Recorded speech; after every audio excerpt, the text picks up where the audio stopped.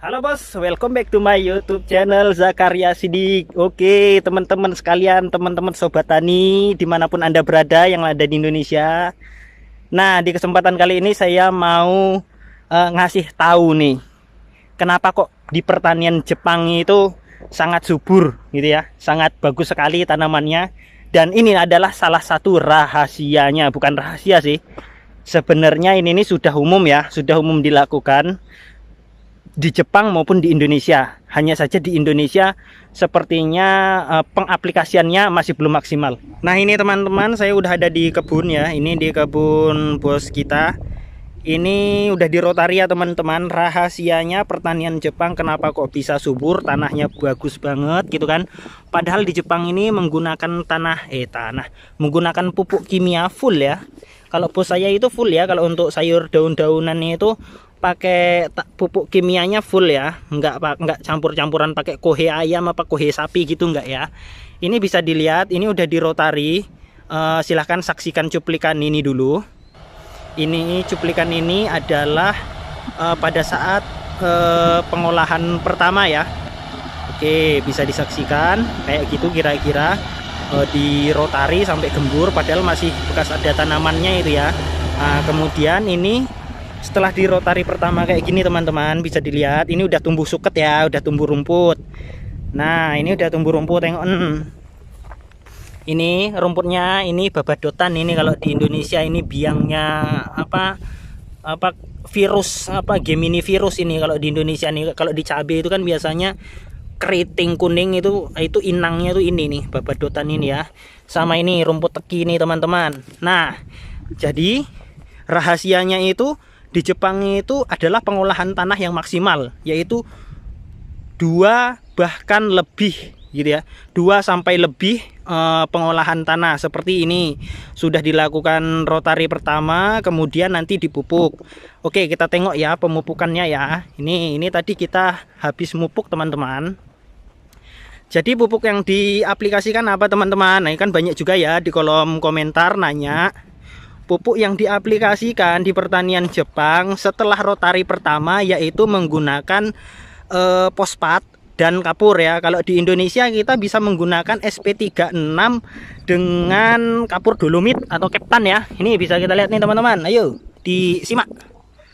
Nah ini dia, ini kapur dolomit, bukan dolomit ya, apa namanya, keptan. Nah ini dia bentuknya merengkel-merengkel kayak gini, masih apa namanya, bukan bubuk. Kalau di Indonesia bentuknya bubuk semua ya teman-teman, kalau di sini merengkel-merengkel. Aduh, lek ngomong wis koyok sales we. Oke, mana sih pupuk apa namanya SP36 nya? Bukan SP36, yang kayak pupuk SP nya. Aduh, aku nyari dulu, ini enggak kelihatan, ini udah ketabur putih-putih. Nah ini teman-teman, bisa dilihat ya, ini adalah pupuk SP, bukan SP, fosfatnya. Kandungan pupuk fosfatnya setelah ditabur pupuk fosfat kemudian ditabur pupuk apa namanya dolomit, kapur pertanian. Nah ini yang di situ sama yang di sini, ini kan sudah diolah tahap pertama gitu, sudah diolah tahap pertama. Setelah diolah tahap pertama ini teman-teman, nanti dikasih pupuk seperti ini ya. Ingat, fosfat sama kapur ya enggak. Kapur fungsinya untuk menurunkan pH ya. Menaikkan ya, salah ya, lali aku. Menaikkan pH supaya netral ya, dari yang asam itu menjadi normal gitu kan. Nah, kayak ini juga, ini udah di dolomit, dolomit meneh. Sudah di dolomit dan sudah diberi pupuk fosfatnya ini teman-teman. Oke, setelah dipupuk seperti ini, nanti di rotari tahap kedua teman-teman. Nah itulah yang membuat pertanian Jepang itu subur ya teman-teman. Untuk satu bidang lahan, untuk satu kali penanaman itu bisa 2 sampai lebih.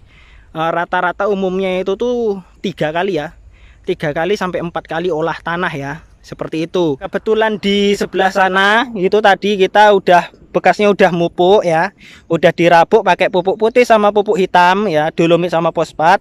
Sekarang lagi di proses rotari kedua. Mau lihat? Ayo kita lihat ke sana ya.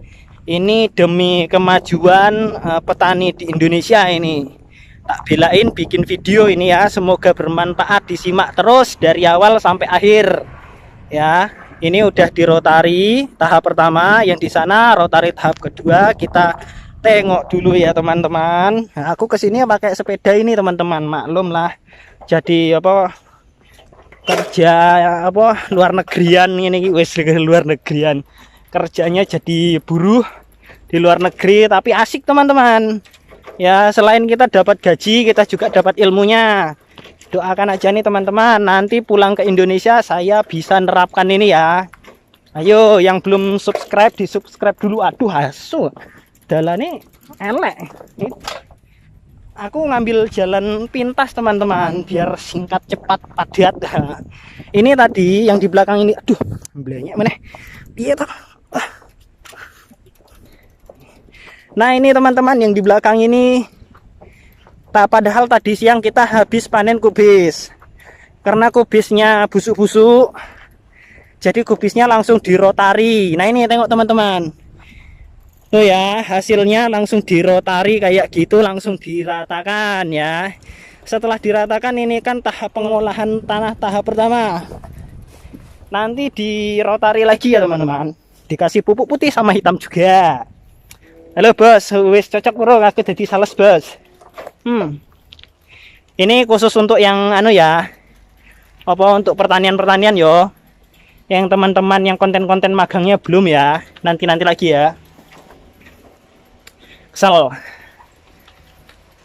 Oke, nah kayak juraganku lagi ngerotari, ini lagi rotari tahap kedua.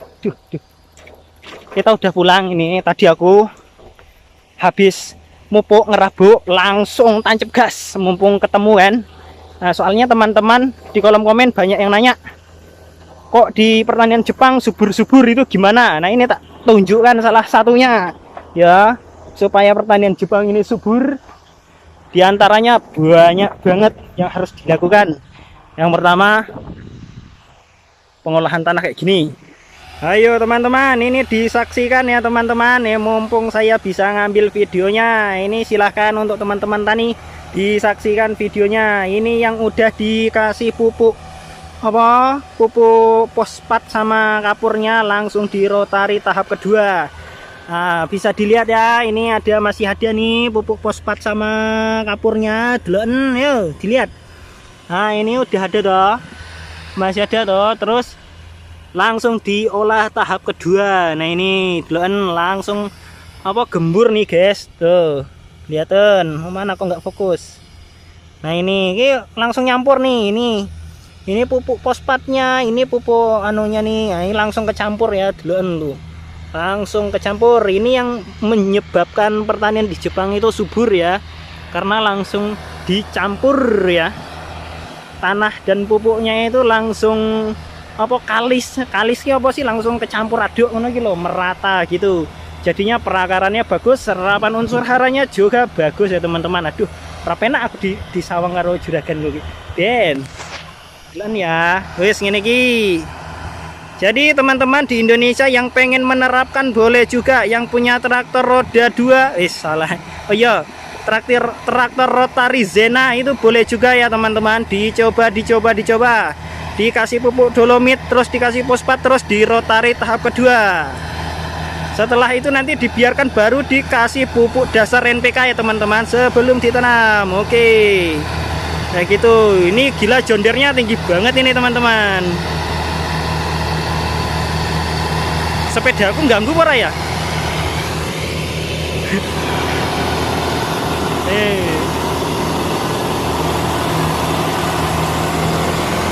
Iki juraganku songong iki, wong mendo kok iki.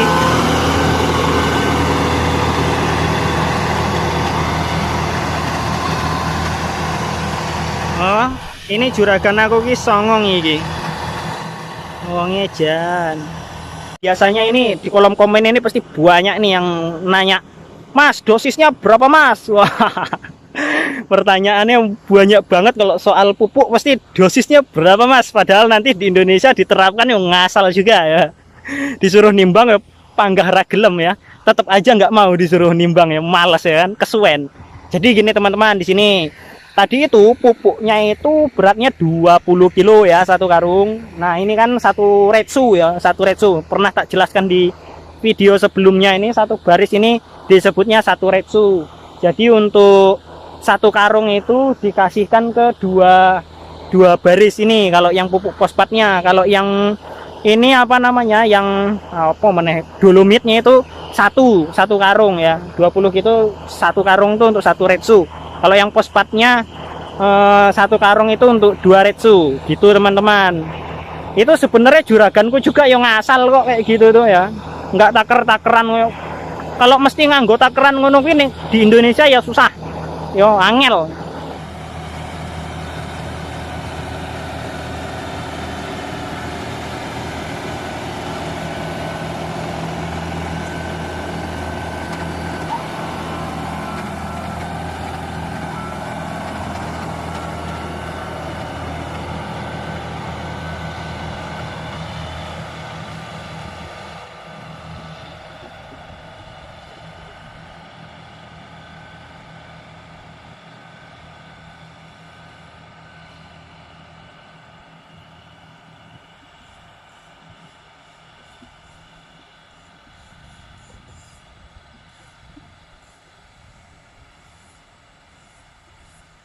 Jadi gitu teman-teman, ya singkatnya kayak ngono, singkatnya kayak gitu. Aku mau pulang teman-teman, udah sore, ini udah jam 5 sore, mendung soalnya mau hujan ya. Nah ini untuk teman-teman petani, petani meneh. Untuk teman-teman petani yang penasaran dengan jenis pupuknya kayak apa, ikuti terus nih, kita mau nengok ke rumah nih, mau tak kasih tunjuk jenis pupuknya nih, fosfatnya itu kayak apa. Ini tak kasih tunjuk karungnya, isinya sama dolomitnya juga yo. Yang baru mampir nih teman-teman petani, di subscribe sih, di subscribe. Habis di subscribe, di like ya, di like. Terus sebarkan ke teman-teman petani Anda, biar apa wawasan kita itu bertambah ya, biar kebun pertanian kita itu makin bagus, makin subur, makin jaya petani Indonesia. Ngeleleng cah. Aduh, koplak aku. Wis iki laduannya akeh mau ya. Iki enggak pati adoh ya teman-teman, enggak jauh ya. Ini yang hijau-hijau ini tanaman gandum ini teman. Ini bukan suket ya, bukan rumput ya. Itu gandum. Wes tak mulai sih. Kita udah sampai rumah dan janji kita tadi mau ngasih tunjuk pupuk ya. Pupuk fosfat sama kapurnya kayak apa ya, kayak gini teman-teman. Oke, karena banyak yang komen apa namanya, kok videonya muka saya terus. Wes tak putar pakai kamera belakang. Kayak gini teman-teman, ini pupuk kapur pertaniannya, kemudian yang bawah ini fosfatnya ya, yang udah saya terangkan tadi. Nah gambarnya kayak gini, kose enteni. Enggak sabar temen sing nonton biasa nih. Wah, isinya anu. Nah ini deloken, ini lihat, ini 20 kilo, ini fosfat ya, ini yang jenis fosfat. Kemudian ini yang kapur pertanian di 20 nih, 20 kilo, warnanya putih tuh. Nah wes kayak gitu. Itu ini fosfatnya wes lah. Kayak mana ya, itu mana ya, udah ketumpuk ya, susah membongkar nanti dimarah aku sama juragan. Kalau ini media tanam ini teman-teman, media semai tuh, mereknya Yanmar. Kalau di Indonesia Yanmar itu merek traktor ya, kalau di Jepang ya Yanmar itu ya banyak mereknya. Yanmar juga jualan tanah di sini. Bukan tanah lokasi untuk kebun loh ya, untuk tanemaki ya, untuk persemaian ngono teman-teman ya.